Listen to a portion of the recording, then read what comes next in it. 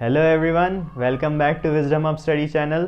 आप देख रहे हैं इंग्लिश की वीडियो लेक्चर सीरीज़ जहां मैं आपको वॉइसेस पढ़ा रहा हूं। इससे पहले मैंने काफ़ी कुछ कवर कर चुका हूं इंग्लिश में, वो वीडियोस आप जाकर देख सकते हैं। फ़िलहाल आज जो हमारा टॉपिक है वॉइसेस में भी मैं प्रेजेंट और पास्ट के जो सेंटेंसेस होते हैं उनको कैसे कन्वर्ट करना है पैसिव में वो बता चुका हूँ। आज जो हमारा टॉपिक है वो है फ्यूचर टेंस। इसमें जो बनने वाले सेंटेंस हैं उनको कैसे पैसिव में कन्वर्ट किया जाता है वो हम आज देखेंगे। तो वैसे पहला जो होता है स्टूडेंट्स, फ्यूचर इंडेफिनिट टेंस होता है। इसका जो एक्टिव का स्ट्रक्चर होता है वो क्या होता है, सब्जेक्ट प्लस हेल्पिंग वर्ब यानी कि शैल एंड विल जो फ्यूचर में यूज़ होता है, प्लस वर्ब प्लस ऑब्जेक्ट। ये सिंपल एक्टिव का स्ट्रक्चर है। अब हम एक काम करते हैं, एग्जाम्पल देख। He will write a letter.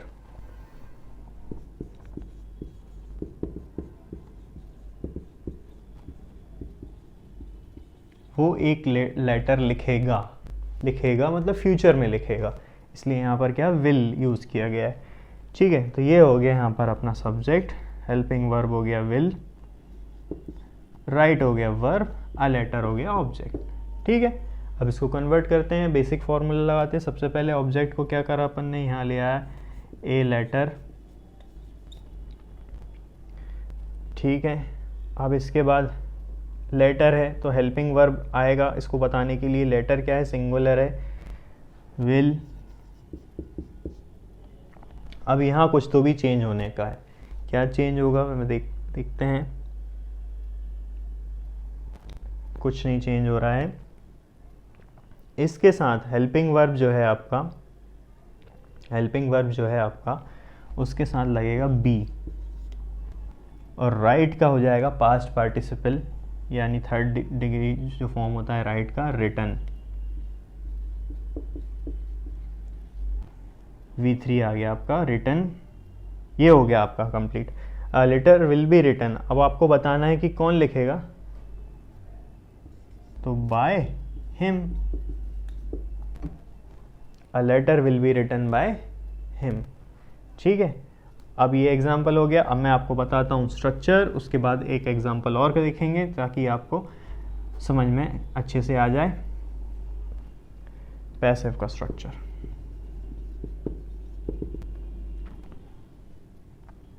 Subject plus helping verb क्या है, शैल विल। इसमें थोड़ा सा क्या एक चीज़ जुड़ रही है, बी जुड़ रहा है, प्लस V3 वर्ब का third form, plus by plus object. Simple है। अब ये आप देख लें, सब्जेक्ट प्लस क्या चेंज हुआ, शैल विल में बी आ गया, V3 हो गया, प्लस बाय प्लस ऑब्जेक्ट हो गया। Got it. अब एक एग्जांपल देखें, ये मिटा देता हूं मैं क्योंकि आपको ये याद हो गया है। तो दूसरा एग्जांपल है हमारे पास, We shall teach him. We shall teach him यानी हम उसे पढ़ाएंगे। कब पढ़ाएंगे, फ्यूचर में पढ़ाएंगे। तो ठीक है, ऑब्जेक्ट को कन्वर्ट करके लाए हम सब्जेक्ट में, तो ही हो जाएगा ये, शैल का शैल ही रहेगा। क्या जुड़ेगा साथ में, बी। टीच का क्या हो जाएगा, third form taught,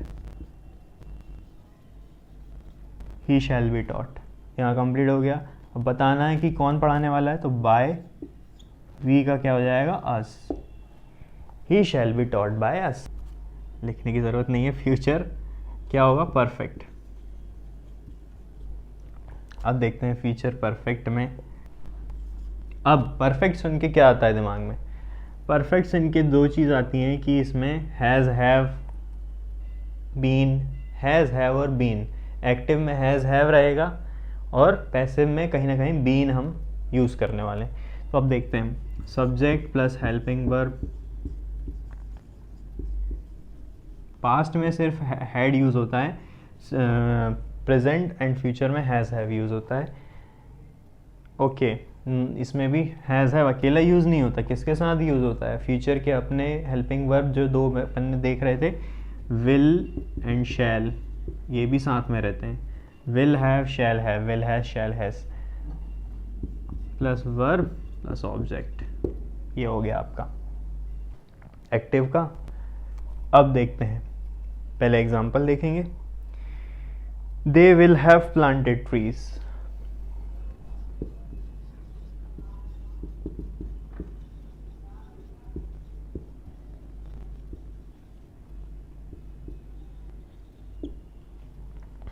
they will have planted trees. Will ये हो गया आपका सब्जेक्ट, विल हैव हो गया हेल्पिंग वर्ब, प्लांटेड हो गया वर्ब और ऑब्जेक्ट हो गया आपका ट्रीज।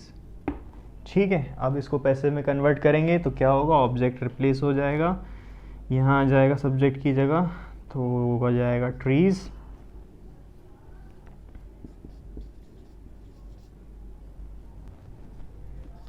विल हेल्पिंग वर्ब वैसे ही का वैसे ही रहेगा, हैव भी वैसे ही का वैसे ही रहेगा।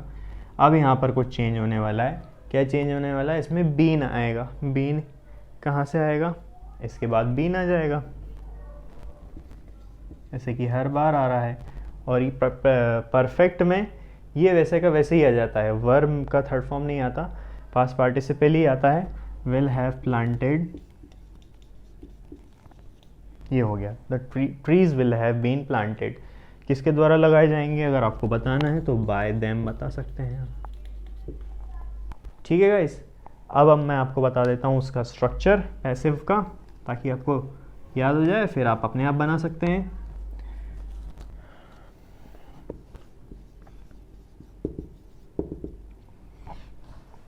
पैसिव का स्ट्रक्चर, ठीक है, क्या किया हमने, सब्जेक्ट को लिखा,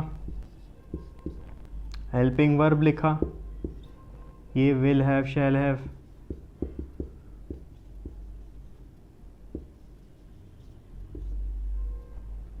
साथ में क्या आएगा, been plus by plus object, subject plus will have shall have helping verb plus be. Okay, verb तो लिखा ही नहीं गाइस, बीन के बाद वर्ब आएगा यहाँ पर, plus verb plus by plus object. ठीक है, आगे समझ में, आपने स्क्रीनशॉट ले लिया, नोट कर लिया, जो भी करना है कर लें। अब इसके बाद अपन एग्जांपल देखते हैं, वो आप खुद से ट्राई करेंगे मेरे साथ साथ। अब देखते हैं, the teacher will have called the roll number.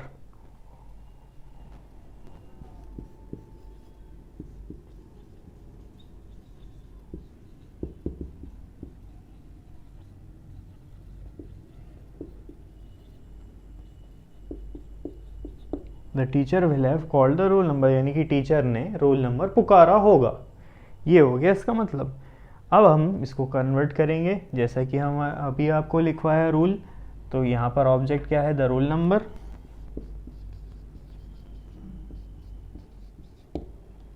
Helping verb will have, been, ये पास्ट पार्टिसिपल सेम का सेम रहेगा, ये चेंज नहीं होगा, कॉल्ड, ये हो गया आपका सेंटेंस पैसिव में कन्वर्ट। अब आपको बताना है कि सब्जेक्ट क्या था जिसने ये काम किया है, तो बाय द टीचर। हो गया, सिंपल था, बढ़िया, चलिए ठीक है। तो गाइज अब अपन ने टेंसेस के अकॉर्डिंग देख लिया है कि कैसे सेंटेंस को एक्टिव एंड पैसिव में कन्वर्ट किया जाता है।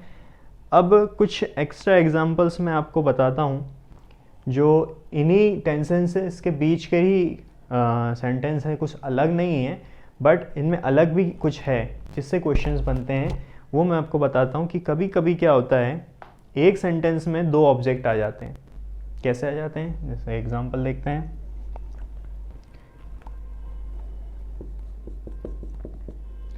I gave him 5 rupees। अब देखिए, I gave him 5 rupees। अब इसमें सब्जेक्ट तो ये हो गया, गेव हो गया वर्ब, हिम एंड 5 रुपीज़, ये दो ऑब्जेक्ट हो गए। एक सेंटेंस तो ये हो गया, आई गेव हिम, मैंने उसको दिया, क्या दिया नहीं पता, लेकिन आई गेव हिम में हिम ऑब्जेक्ट है, ₹5, ये दूसरा ऑब्जेक्ट हो गया। अब जब इस तरीके के सेंटेंस को पैसे में कन्वर्ट करें तो दो तरीके से कन्वर्ट किया जा सकता है। डिसाइड आपको ये करना है कि आपको एम्फेसाइज किस पे करना है, यानी आप बताना क्या चाह रहे हैं। ठीक है, मैं बताता हूँ मैं क्या बताना चाह रहे हैं। जैसे कि एक तरीका ये हो सकता है, पहला ऑब्जेक्ट हमने इसको मान लिया, ये लिखा ₹5, प्लूरल है तो ये पास्ट में है, गेव, वर, इसका पास्ट पार्टिसिपल हो जाएगा गिवन टू हिम,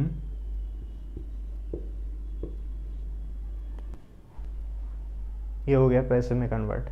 अगर किसने दिए ये बताना है तो बाय मी। ठीक है, ₹5 उसको मेरे द्वारा दिए गए। अब आपको मतलब सब्जेक्ट जो है वो ₹5 कन्वर्ट करना है, यानी कि जिस पर वर्ब का इफेक्ट पड़ रहा है वो, या जो वर्ब जो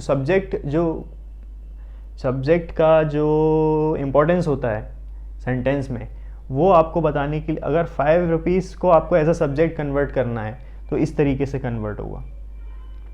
दूसरा तरीका क्या हो गया, इस यहाँ पर आप क्या कहना चाह रहे हो कि ₹5 उसे मेरे द्वारा दिए गए। आप क्या बताना चाह रहे हो, जोर किस पे दे रहे हो, सब्जेक्ट ऐसा किसको कंसिडर कर रहे हो, ₹5 उसे मेरे द्वारा दिए गए। दूसरा तरीका क्या होगा, हिम का हमने ही किया, ही वॉज सब प्लूरल, सब सिंगुलर है, गिवन ₹5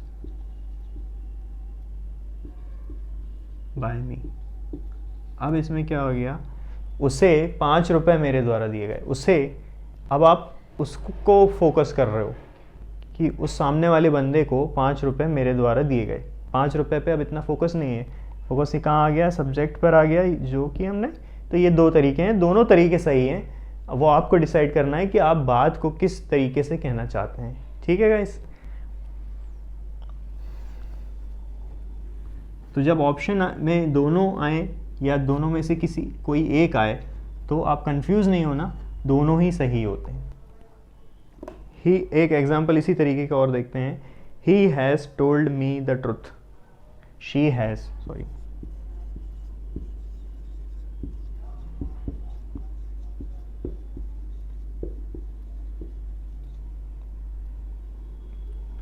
ठीक है। अब इस सेंटेंस में शी हो गया सब्जेक्ट, हैज़, टोल्ड हो गया, ये हो गया हेल्पिंग वर्ब, टोल्ड हो गया आपका verb, me and the truth, these are the 2 objects. मैं भी ऑब्जेक्ट हूँ और सच्चाई जो है वो भी ऑब्जेक्ट है। इसको कन्वर्ट अब जब करेंगे तो कैसे कर सकते हैं, एक तरीके तो ये वाला आप द ट्रुथ उठा लीजिए,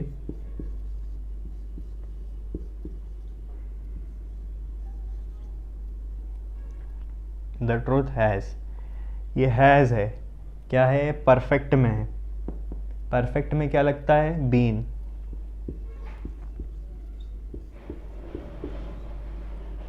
the truth has been told to me by her. ये हो गया एक तरीका कि सच मुझको उसके द्वारा बोला गया। सच उसने मुझको उसके द्वारा बोला गया। इंग्लिश को इंग्लिश में ही देखो यार, the truth has been told to me by her. दूसरा तरीका क्या हो सकता है, मी को कन्वर्ट करेंगे यहाँ पर, I has been told the truth.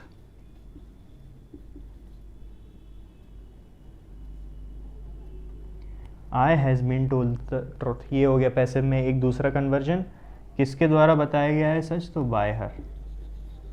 ये 2 तरीके से आप कन्वर्ट कर सकते हैं, दोनों ही तरीके सही हैं, दोनों ऑप्शन में कंफ्यूज नहीं होना।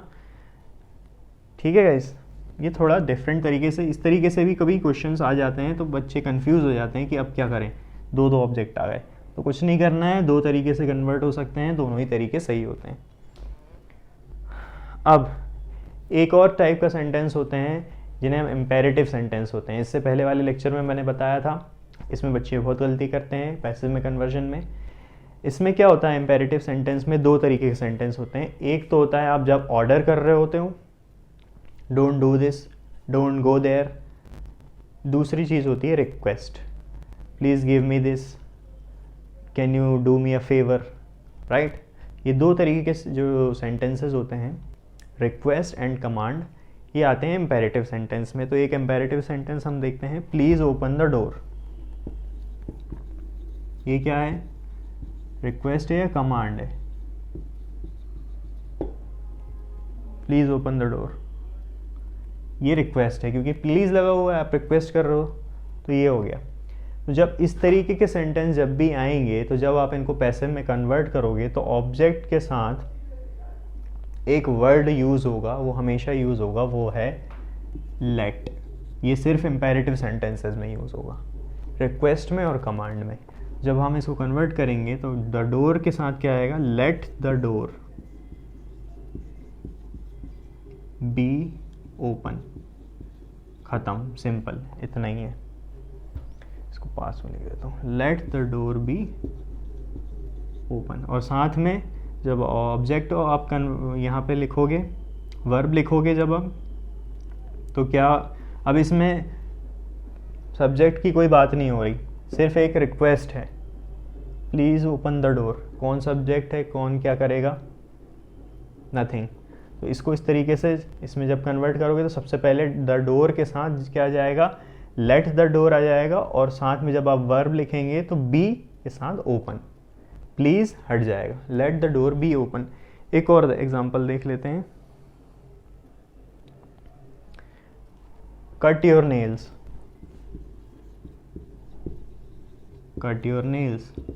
अब ये क्या लग रहा है, ये रिक्वेस्ट लग रही है? नहीं, ये रिक्वेस्ट नहीं है, ये कमांड है, ये एक ऑर्डर है। कोई टीचर बोलती है ना अपने स्टूडेंट से, cut your nail, cut your nails, तो ये वही वाला ऑर्डर है।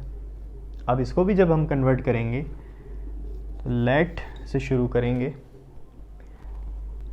Late your nails, your nails ही को ही कन्वर्ट किया हमने, ये पूरा ऑब्जेक्ट था हमारा, ये वर्ब था, तो let your nails be cut, ये हो गया। इस तरीके के एक आध एग्जांपल और देखना है, देख लेते हैं। एक एग्जांपल इसका है, do not ignore my suggestion.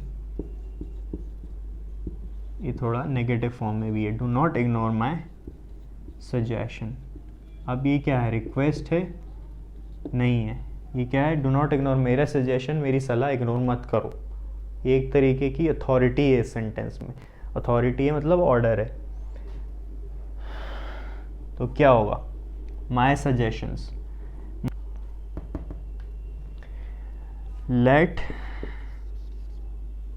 Not my suggestions, ये इस तरीके से बनेगा, लेट नॉट माई सजेशन। जब नेगेटिव, अगर इस तरीके के नेगेटिव सेंस में ऑर्डर दिए जाए, तो डू नॉट डू दिस और डू नॉट गो आउटडोर, या ठीक है, do not pick up my pen, तो उसमें क्या करोगे, let not my pen, let not go to out, let not go outside, let not, इस तरीके से शुरू होगा। तो let not my suggestions be ignored, इस तरीके से कन्वर्ट होता है।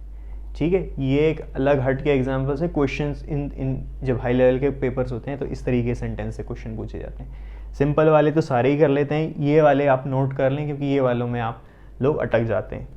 ठीक है, इतना कुछ टफ नहीं है, बस ये वर्ड याद रखना है। ये वर्ड आपको याद आ गया तो आप क्रैक कर लोगे। कौन सा, लेट वाला।